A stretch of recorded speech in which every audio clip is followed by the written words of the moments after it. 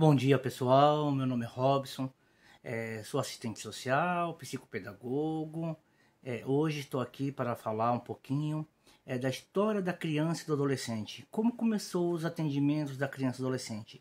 Essa formação é direcionada para o serviço de abordagem social de rua, CEAs, né? Hoje os CEAs, na sua grande maioria, hoje são CEAs mistos e que atende adultos, atende crianças e adolescentes.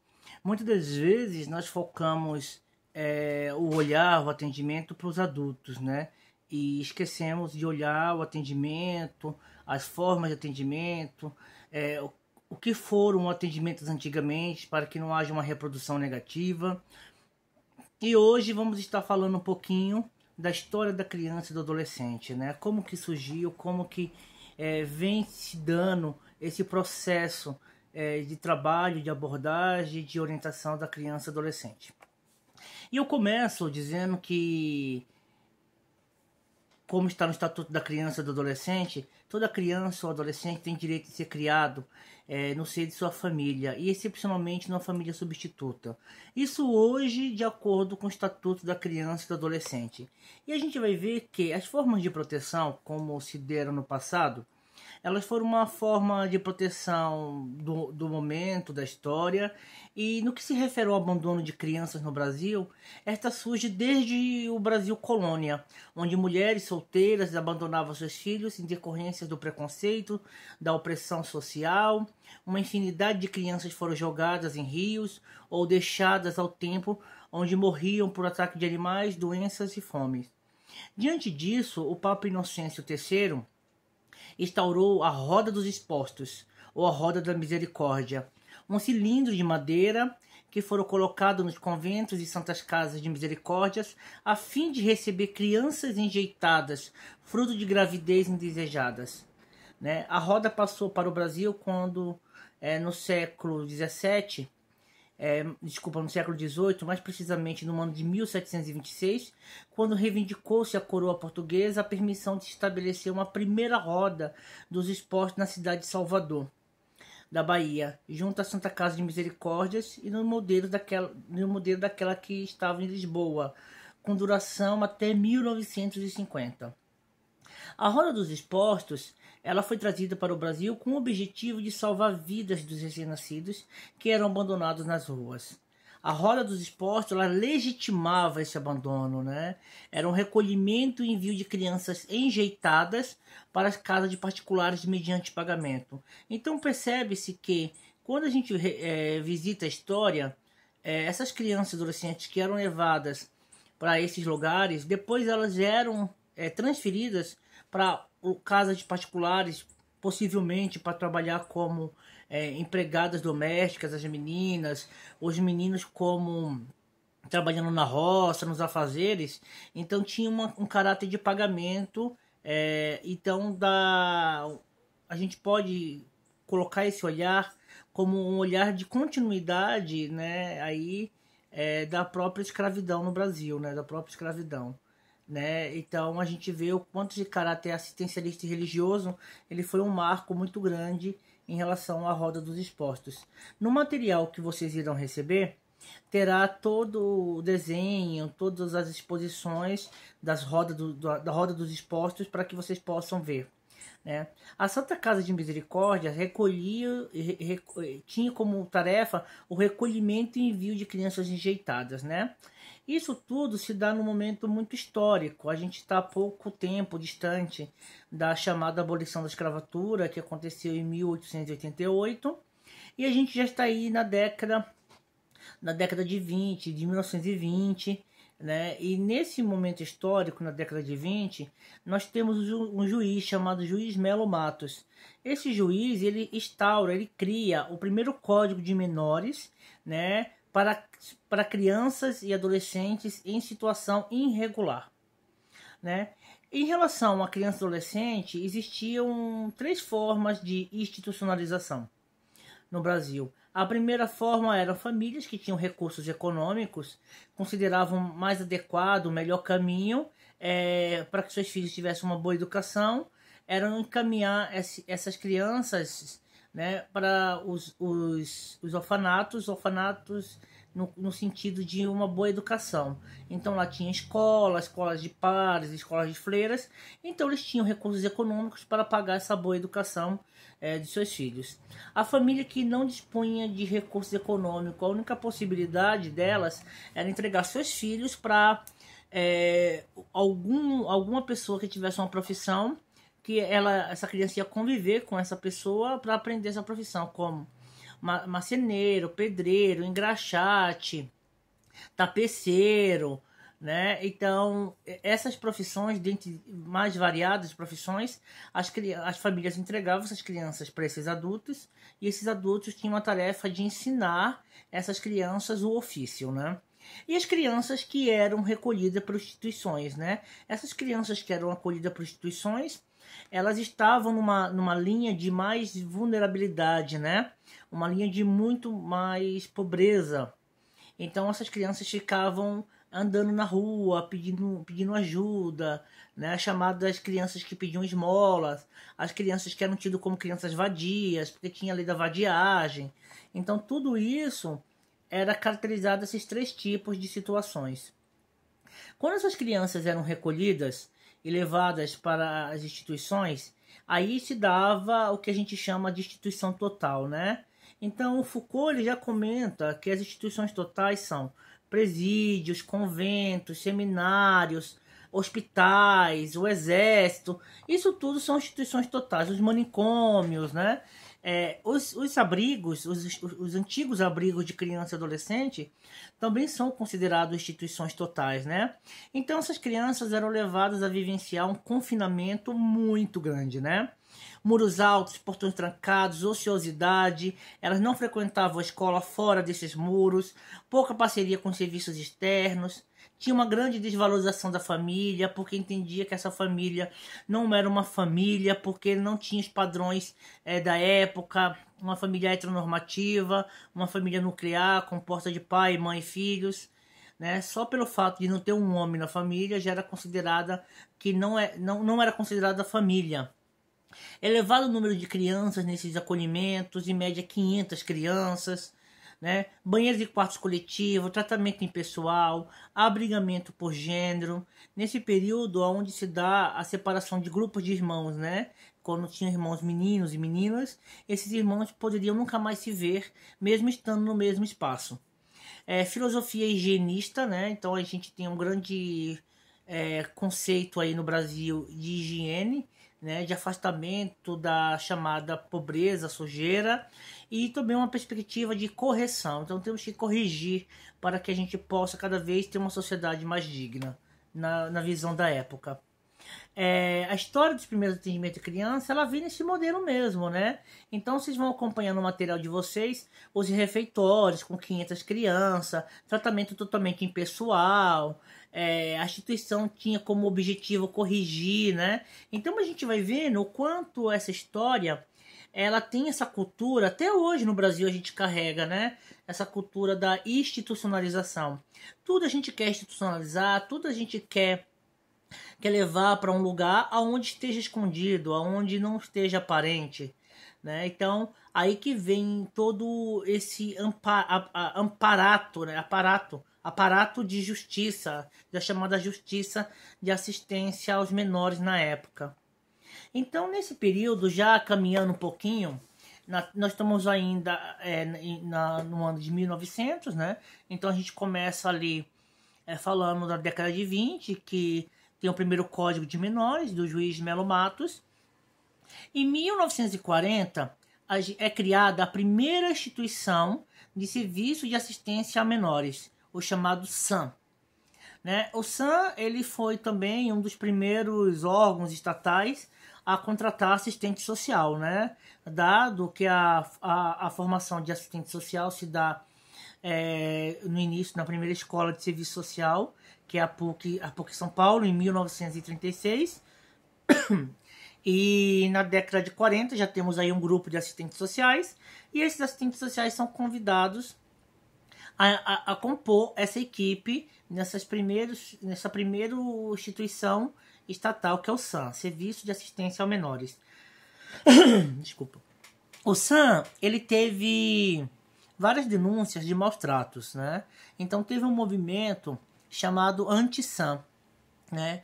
Esse movimento chamado Anti-Sam, ele solicitava que o SAM fosse fechado e que fosse criado uma outra instituição com um olhar mais humanista, né? E nesse momento se cria a Fundação do Bem-Estar do Menor, a FUNABEM, né? Com o objetivo de mudar toda aquela característica que o SAM tinha, mas não foi o que aconteceu, né? Foram se passando os anos e a FUNABEM ela começa a ter diversas denúncias, né, de maus tratos, de agressões, de confinamento, de castigos, né? E até mesmo de muitas mortes. Então a FUNABEM fecha e se cria a FEBEM. E a história vai se repetindo, vocês podem perceber, até os dias de hoje, quando a gente tem a Fundação Casa no lugar da FEBEM, né? Então, o quanto essa história ela é no sentido de continuidade e não de uma nova perspectiva de atendimento às crianças e adolescentes. O modelo da institucionalização na época, ela tinha como parâmetros a ação policial, né, que era segurança, repressão, ação de terceiros, quer dizer, denúncias dos chamados munícipes, até hoje, né? O munícipe ligou, né? Então tem uma criança em situação de rua, olha, o munícipe ligou, tem um adulto em situação de rua, e isso desde lá década de 40, década de 20, né? Então, ação de terceiros, afastamento do problema e higienização social. A ação da família, né? Educação dos filhos, disciplinamento, assistência e cuidado, né? Então a família ela achava a melhor forma de entregar seu filho para que ela tivesse maior condições de estudo, educação, mas não era o que acontecia, né? O Brasil ele possui essa longa tradição de internação de crianças e jovens em instituições asilares, a união entre iniciativas educacionais com o objetivo de assistência e controle para uma determinada população, né? Então a gente vê que o Código de Menores ele foi criado para um tipo de criança, né? O tipo da criança enjeitada, como eu disse no início, né? Não é a criança de família, é aquela criança que precisa ser corrigida, né? Aquela criança, adolescente que precisa ser recolhido e levado para um lugar onde ele não seja visto ou não venha dar problema. Então a gente vai vendo nesse percurso histórico como que se dá a era dos direitos da criança e do adolescente. Na década de 20, em 1923, nós temos a primeira Declaração Universal dos Direitos da Criança e do Adolescente. Em 1927, a gente tem o primeiro Código de Menores, né, da criança em situação irregular. Destinava-se a crianças carentes, abandonados, inadaptados e infratores. A gente tem na década de 40 a inauguração do SAM, Serviço de Assistência ao Menor, surgimento das entidades de serviços comunitários ligados à primeira-dama e ao governo central. Né? 1950, a nova Declaração dos Direitos Universais da Criança e do Adolescente. Em 1960, a Política do Bem-Estar do Menor, FUNABEM, depois a FEBEM. Em 1970, no ano de 1979, Ano Internacional da Criança, reorganização dos movimentos sociais. Né? As crianças pobres ou as famílias com dificuldade de criar seus filhos tinham um destino quase certo. Ao buscarem apoio do Estado de serem encaminhadas como órfãos e abandonadas, elas têm um destino marcado de exclusão, de segregação, né? E muitas delas nunca mais viram suas famílias. Na década de 80, a gente tem os movimentos sociais com organizações independentes do Estado. O fim da censura política.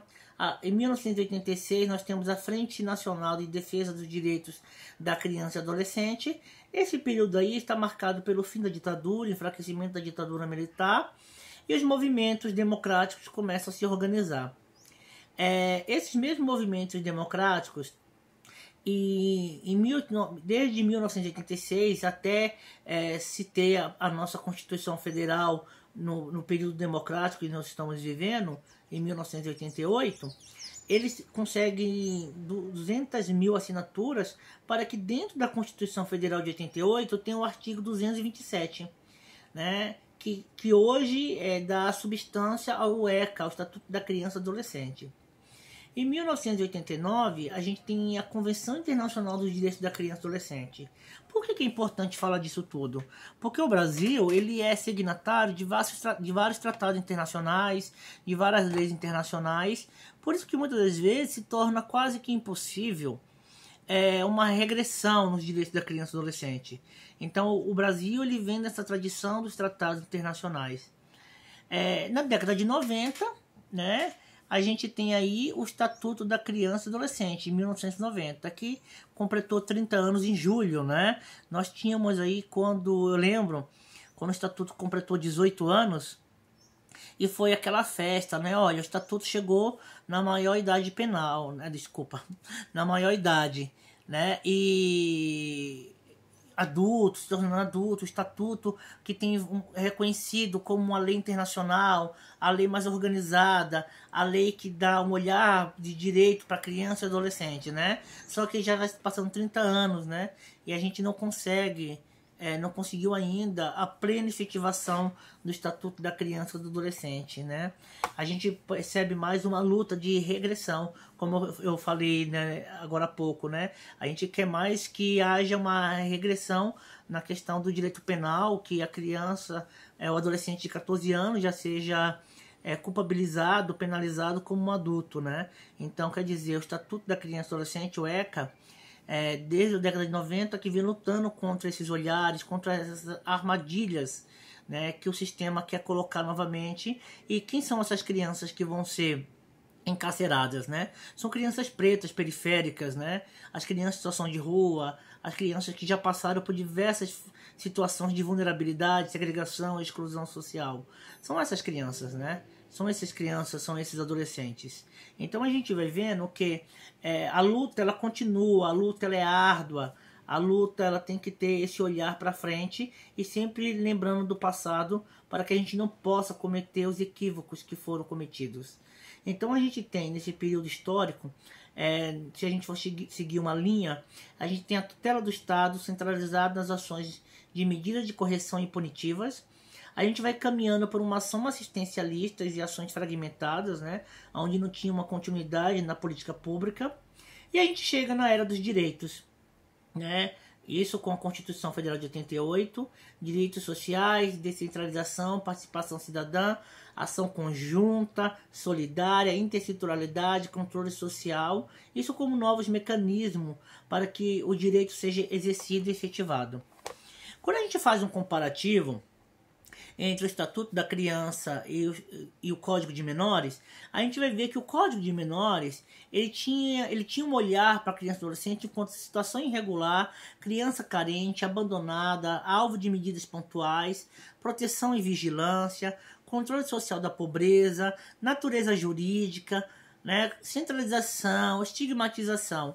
Quando a gente entra para um novo olhar, uma nova modalidade, a gente vai ver toda criança e adolescente são sujeitos de direitos e deveres, alvo de atenção social e de políticas públicas com prioridade absoluta, proteção social integral, desenvolvimento social, natureza jurídica social proposta por grupos e movimentos sociais, descentralização e pela paridade, integra e inclui. Então a gente vai ver que todo essa mudança de perspectiva, ela também depende de uma mudança de olhar, né?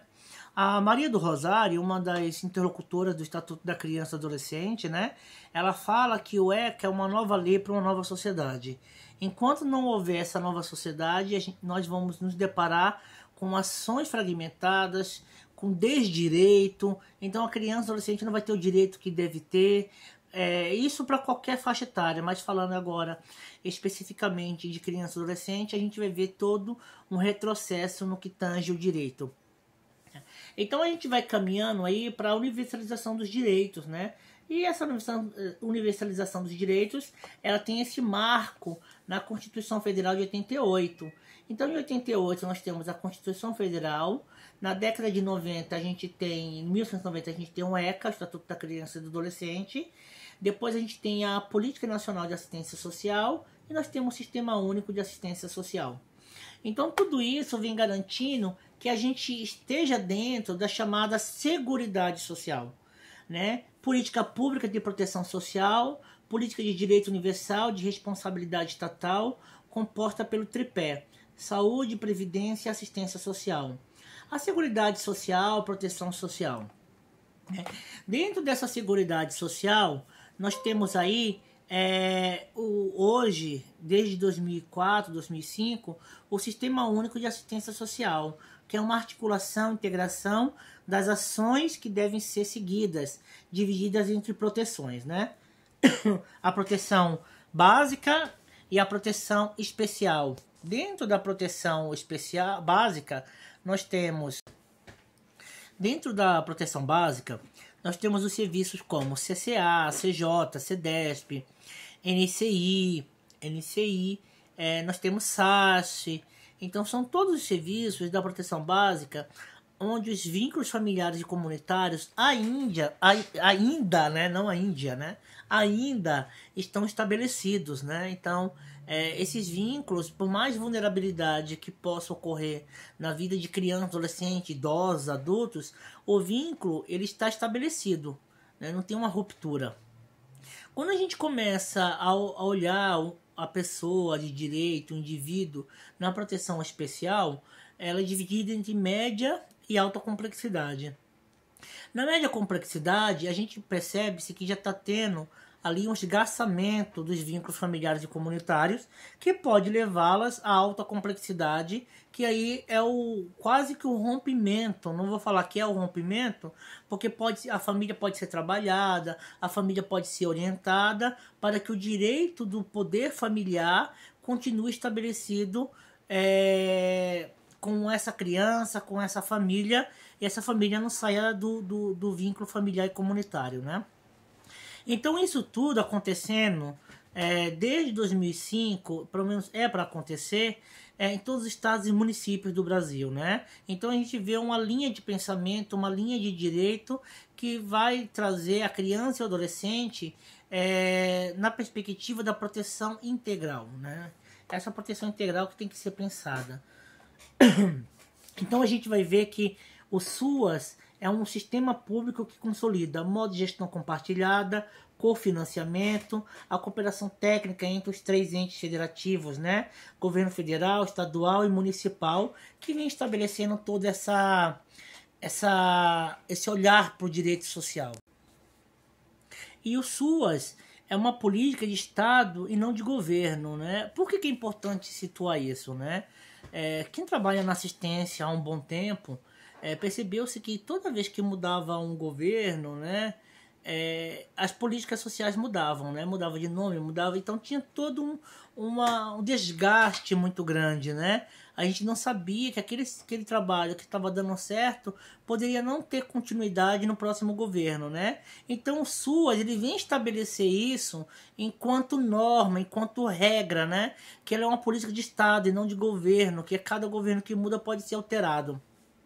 Significa que o Estado deve ter responsabilidade pela implementação da política, garantindo a qualidade e a expansão dos serviços, ou seja, ter serviços próprios, implantar políticas de parcerias, coordenar a rede de forma articulada, financiar as ações, construir metodologia e construir resultados, né? Isso tudo dentro do olhar da proteção básica e da proteção especial, né? Então a gente vai ver no quanto isso vai garantindo todo olhar na perspectiva da proteção, todo olhar na perspectiva do objetivo a serem tratados, né? Então a gente vai ver que essa linha do tempo, essa linha dos direitos, ela é muito importante para que a gente tenha um olhar, para que a gente tenha toda uma perspectiva do direito da criança e do adolescente no sentido de não olhar mais como crianças diferentes, né? Então, o que é a criança? A criança que tem uma família nuclear, a criança que vai para a escola, as crianças e as outras que estão em alta vulnerabilidade. Como é que fica todo esse olhar? Como que fica toda essa perspectiva, né? E neste momento, vamos entrar na pedagogia social de rua, né? Enquanto um elemento muito importante para se estar trabalhando, né? Então, por quê? Toda criança e adolescente que está em situação de rua, ela tem um processo de rualização como consequência de um sistema econômico fundado na injustiça, que produz marginalidade, produz pobreza, né, e produz crianças, jovens, adultos em situação de rua em todas as cidades, quase todas as cidades brasileiras, né? E o trabalho tem que ter esse olhar, tem que ter essa perspectiva, para que a gente não comece a condenar novamente essas crianças, esses adolescentes e esses adultos, né, que estão em situação de rua. Este é um cenário Esse é um cenário da globalização econômica, que compõe a chamada pós-modernidade, que produz de um lado extremo a tecnologia avançada, a planetarização da cultura, das comunicações, da economia, e de outro lado a miséria. Não podemos esquecer que o Brasil é um país que nasceu com a marca da exclusão. Herdamos, portanto, a insensibilidade diante da miséria. A pedagogia do educador social é, de certa forma, uma contrapedagogia que busca instaurar uma nova cultura, a cultura da solidariedade, que possa neutralizar a banalização da vida a qual as elites brasileiras se acostumaram. Então o educador é aquele que vai intervir, é aquele que vai lutar junto com a criança ou em prol dela, pelo direito da existência, pelo direito de participar e por direito de estar na cidade. A questão da criança e jovens marginalizados, como era tido antigamente, no caso a gente vê como essa questão da miserabilidade, da pobreza extrema, que essas crianças elas são vítimas desse sistema, mas a sociedade ainda vão colocá-las como crianças e jovens marginalizados, vem colocando-se como um dos principais fenômenos produzidos pelo modelo de desenvolvimento brasileiro, altamente concentrador, que exclui expressiva parcela da população dos mais elementares benefícios de crescimento econômico. O educador social de rua é um agente intelectual orgânico, comprometido com as lutas das camadas populares, que, embora junto com os movimentos, ele tem um saber militante, captando toda uma gênese, por que essa criança, esse adolescente está em situação de rua, está em alta vulnerabilidade. Então esse olhar é essencial para que esse educador social desenvolva bem seu trabalho, eu sempre falo que quando eu comecei a trabalhar na área social, eu comecei a trabalhar como educador social, todos os profissionais eles tinham uma marca no sentido da luta pelos movimentos, então isso se tornava muito orgânico, todo o olhar, toda a perspectiva de direito. Hoje nós vemos toda uma questão econômica que faz com que trabalhadores de outras áreas estejam trabalhando na área social. Isso não é ruim, isso não é desmérito, no sentido do trabalho.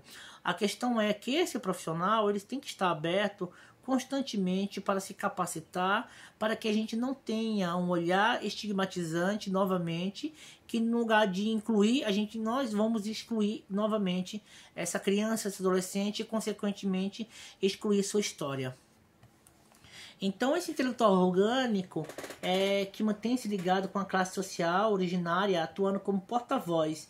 É um conceito criado pelo italiano Antonio Gramsci, Então esse intelectual orgânico, ele mantém o seu conceito, ele mantém sua voz, ele sabe de que classe ele veio, ele sabe aonde ele mora, Então tudo isso faz com que nós tenhamos uma proximidade muito mais no sentido do direito de qualquer pessoa que viemos atender em situação de rua. Um educador popular com orientação da libertação, que por sua vez compreende as experiências que, com maior ou menor consciência de seus agentes, busca objetivamente articular as potencialidades do povo e valorizá-los como eixo central em suas atividades educativas. Tenta crescer conjuntamente como educador e com o educando, Então o educando também em certas medidas, em grande medida, é também um educador em relação à sua trajetória, em relação a como ele entende a sua vida, e faz que o educador social de rua ele tenha uma maior ampliação dos conceitos, Então a gente vai descobrindo a razão de ser da nossa prática, Como que está a prática de vocês? Eu queria que vocês fizessem uma reflexão da prática, Como que está a abordagem social de rua? Ela está na perspectiva do direito? Ou nós estamos fazendo lá as demandas que nos são solicitadas, como o tarefismo, né? Uma questão de tarefa que tenho que cumprir, estou aqui no meu horário. E se eu cair nessa linha do tarefeiro, o trabalho social não é desenvolvido. Né? Então a gente entra numa chamada praxe, né? A praxe como resultado duplo movimento de descobrir os determinantes do sentido em que se movimenta a necessidade do outro, né? As formas de exclusão que o outro passou, né? E ao mesmo tempo reconhecê-lo como direito, né? E essa busca vai ser conjunta, né? Com o profissional e com a pessoa, né? Conjunta no sentido de que aquela criança, aquele adolescente, aquele adulto sempre vai ter um apoio, né, desse profissional que trabalha na abordagem social de rua. Né? A praxe pois, este processo de integrar-se sempre mais fundo e profundamente e plenamente no real, ir encontrando as formas singulares e plurais de influir na sua estrutura no sentido do movimento social. Assim, o menino e a menina de e na rua não é fruto, mas vítima da marginalidade, produto da sociedade que o gerou, para quem ele não tem projeto de vida algum, no sentido de crescimento humano. Mesmo com o Estatuto da Criança e do Adolescente, não temos percebido políticas públicas consequentes que apontem nessa direção. Né? Ainda estamos sempre em busca de melhor aproximação, melhor projeto, melhor política pública para que atenda essa criança e adolescente na sua totalidade. Vive num processo de adultização precoce, obrigados a ser arrimo de família e ser chamados para compor renda através da questão de vender balas no farol, a questão da mendicância, a questão da exploração do trabalho. Né? Então, essas crianças elas têm um processo chamado de adultização muito precoce. A pedagogia social de rua precisa, em caráter imprescindível, portanto, de dois requisitos fundamentais para sua eficácia. De um lado, uma equipe interdisciplinar competente e de outro, a garantia de flexibilidade pedagógica, a fim de assegurar uma praxe educativa ininterrupta e de alta qualidade pedagógica. Então, tudo isso que venho falando aqui para vocês, toda essa busca, toda essa conquista, ela vem desse olhar, ela vem dessa intersetorialidade, ela vem dessa busca constante para que aqueles modos de atendimento que foram realizados no passado, ele não possa fazer parte hoje, na contemporaneidade, com todas essas leis, com todos esses mecanismos de proteção que temos, né? E só para reforçar novamente os marcos legais normativos, né? E as normativas para o atendimento de criança e adolescente. Então nós temos em 1988 a Constituição Federal. Na década de 90, 1990, a gente tem a aprovação do Estatuto da Criança e do Adolescente. Em 1993, a gente tem a Lei Orgânica da Assistência Social. Em 2004, a gente tem a primeira Política Nacional de Assistência Social. Em 2005, a gente tem a NOB-SUAS, Norma Operacional Básica do Sistema Único de Assistência Social, e o próprio SUAS, Sistema Único de Assistência Social. Em 2006, nós temos o Plano Nacional de Promoção, Proteção e Defesa dos Direitos da Criança e Adolescente à Convivência Familiar e Comunitária. Esse plano, todos os profissionais que trabalham com crianças e adolescentes deveriam ler, deveriam estudar esse plano para que vocês entendam uma maior proximidade no trabalho com criança e adolescente. Em 2009, nós temos orientações técnicas dos serviços de acolhimento institucionais para crianças e adolescentes, os SAICAS. Em 2009 ainda, nós temos a tipificação nacional dos serviços socioassistenciais, que vem trazer as diretrizes dos serviços a serem implantados e a mesma modalidade em todos os territórios nacionais, estados, municípios, tudo isso para garantir o direito da criança e adolescente. Então nós vamos percebendo que a proteção social referenciada entre CRAS e CREA, proteção básica e proteção especial, ela tem como objetivo prevenir situações de risco por meio do desenvolvimento de potencialidades, aquisições e fortalecimento de vínculos familiares e comunitários. Né? A gente tem a família, os indivíduos que vivem em situação de vulnerabilidade social decorrente da pobreza, da privação, ausência de renda, precário ou nulo acesso ao trabalho, né? e às seguranças públicas, a fragilização dos vínculos afetivos relacionado a pertencimento social, a criminalização da pobreza. Então tudo isso são a questão de combater dentro das proteções sociais. Né? Então a gente tem os serviços da proteção básica, como eu falei, dentro do Centro de Referência da Assistência Social, os CRAS. Então tudo isso vem trazer esse olhar, essa modalidade no atendimento, no que diz respeito à criança e adolescente. Né? Então eu convido vocês a se aprofundarem cada vez mais. Neste mês ainda terá um outro vídeo, um outro material para darmos continuidade à pedagogia social de rua, tá bom? Então eu fico por aqui, um abraço, e que esta formação desenvolvida pela Capacity Coach possa ser mais um elemento de busca constante para a proximidade e profissionalização de cada pessoa que atua no serviço de abordagem social de rua, cada profissional. Um abraço e até mais.